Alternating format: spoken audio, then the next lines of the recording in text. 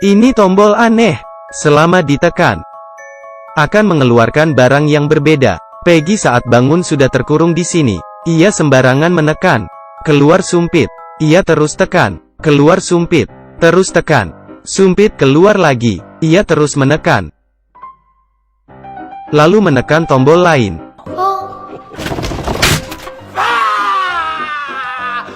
Peggy dengan kesal menekan tombol lain. Kepalanya pusing. Ia duduk, melihat barang aneh yang ada di ruangan ini. Peggy melempar balon. Tak sengaja menekan tombol. Lalu keluar sushi. Kebetulan ia lapar, ingin makan, tapi kurang bumbu. Peggy menekan tombol lagi. Keluar sushi lagi. Coba tekan lagi. Semuanya sushi. Lalu ia makan sampai habis. Setelah selesai, ia menekan tombol. Baru keluar bumbu. Ia berbaring, menekan tombol di sampingnya. Keluar kacamata 3D. Ia pakai, lalu melihat ada malaikat di dinding.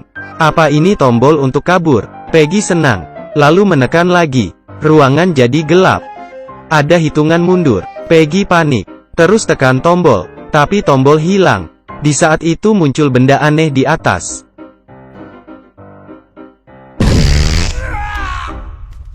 Tak lama, Peggy membaca komik. Selesai baca ke-5, ia ingin melihat ke-6. Ia tekan tombol, malah keluar ke-7. Tekan lagi, keluar ke-8, ke-9. Tidak ada yang ke-6. Ia tekan lagi. Dari belakang ada pintu terbuka. Tapi ia tidak sadar. Saat ia menoleh, pintu sudah tertutup. Peggy lupa tombol mana. Ia tekan asal. Ada orang hitam keluar, menembus dinding. Apaan ini? Peggy menekan tombol lagi. Ia panik. Akhirnya menemukan tombol yang benar. Pintu terbuka. Ia bisa keluar. Peggy senang. Tapi ia tekan lagi. Lalu berlari. Kurang sedikit lagi. Ia mencari cara lain. Tapi tidak berhasil. Lalu pakai pukul lalat. Mencoba lagi. Hasilnya sama. Ia coba pakai dorongan. Hasilnya, Peggy sadar, jika terus tekan, pintu akan terbuka. Ia taruh vas bunga di atas tombol. Terlalu ringan. Tiba-tiba muncul ide. Masukkan air ke vas bunga, lalu tekan tombol. Pintu akan terbuka, baru bisa kabur. Mudah. Ia tekan tombol. Air menyiram kepalanya. Kemanapun ia pergi, akan diikuti. Air tidak masuk ke vas. Di saat itu ia punya ide lagi. Ia tekan tombol sushi. Memasukkan ke dalam vas. Karena terlalu banyak, ia tidak bisa angkat.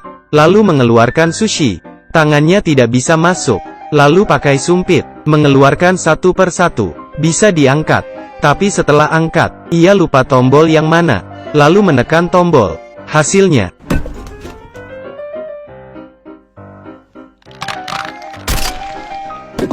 Peggy kesal, lalu menekan asal salah satu tombol. Kali ini benar, ia buat sushi.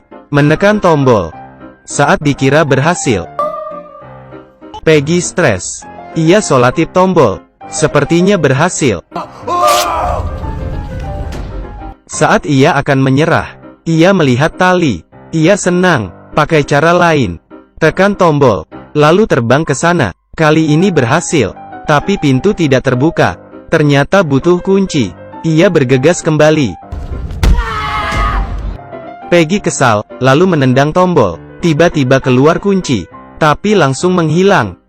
Ia mencari tombol tadi, tapi tidak tahu yang mana. Mungkin yang ini. Hasilnya,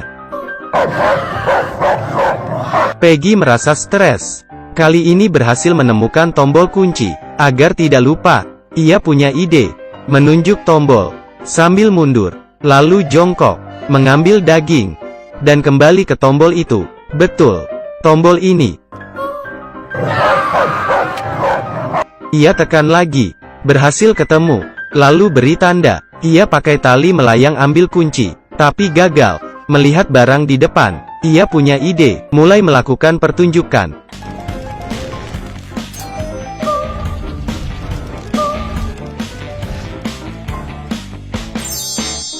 Dapat kunci, tapi pintu tidak terbuka. Mendongak. Masih ada kata sandi.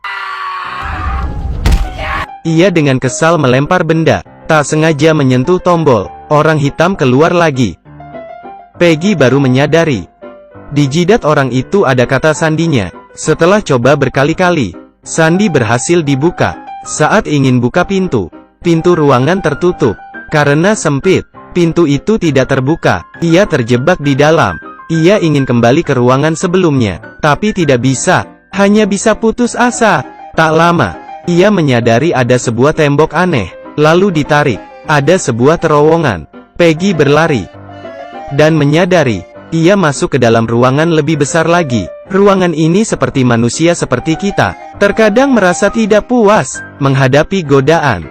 Kita harus berpegang ke dunia spiritual yang damai, baru mendapatkan kebahagiaan. Aku Mufin. Sampai berjumpa lagi.